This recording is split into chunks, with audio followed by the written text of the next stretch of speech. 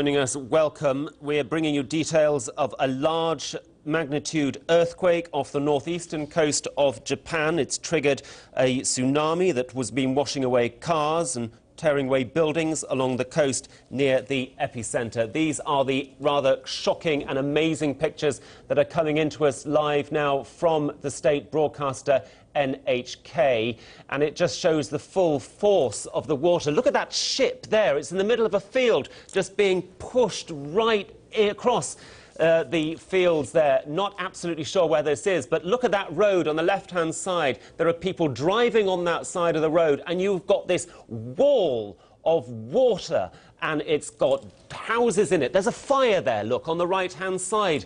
They're in the middle of the water. It is quite astonishing pictures as that wall of mud, of debris, makes its way over to the road, swallowing up everything in its path. And you can see the power. That looks to be quite a big ship. There's a lorry, and we wonder whether that is going to be caving away.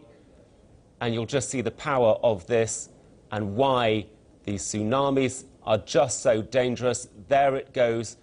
An articulated lorry, a big truck, just engulfed by the sheer wall of water. And you have to worry about those people in those houses and on those roads, because nothing can stop that. And it is quite astonishing. Right in the middle of that water, there's that fire burning. And let's return to Mark Britton, who's in Tokyo. Mark, have you been instructed as to how long it might take for what we're seeing, this huge tsunami in the north of the country, how long it will take for it to work its way down to Tokyo? No, I haven't. Actually, sorry, guys, I have to go. There's just there's an announcement here for an evacuation stuff, so sorry. OK, stay safe. Thank Mark Britton, thank you. Stay safe. So continuing with these pictures, this, let me just repeat, we're assuming is in the northeastern part of the country, very close to the epicenter of the earthquake, which occurred off the northeastern coast. It seemed to have occurred at 80 miles off the coast, in fact, 125 kilometres, and at a depth of around 12 miles. Now, these are the stats that are coming in bit by bit, but needless to say, the Pacific Tsunami Warning Centre has extended the caution across a vast area. Well, let's talk to Dale Grant. Well, we just keep these pictures up of this huge swathe of water swallowing up everything in its path. Dale Grant from the US Geological Survey, welcome to BBC World News. Can you just tell us, put this into perspective for you, how big was this earthquake and just how worried should we be about this tsunami? Dale Grant from the US Geological Survey, are you with us?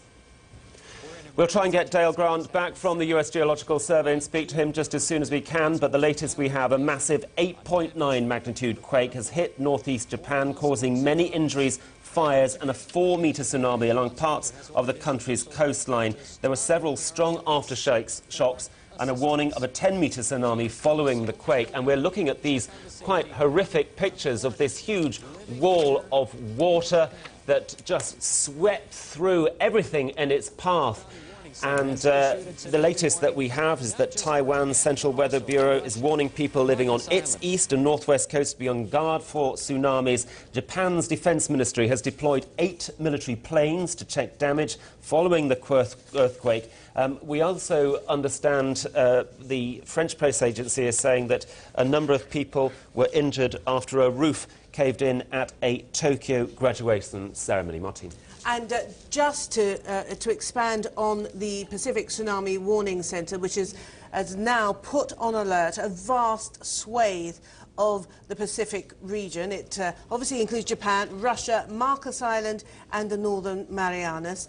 A tsunami watch, which is distinct from a warning, has been issued for Guam, Taiwan, the Philippines, Indonesia and the US state of Hawaii. That's where the Pacific Tsunami Warning Centre is based. And we were talking to an officer from the Pacific Warning Centre earlier who suggested who suggested that actually this region is in far better shape now to deal with what we're looking at now, a fairly substantial tsunami underway, that they're in a better position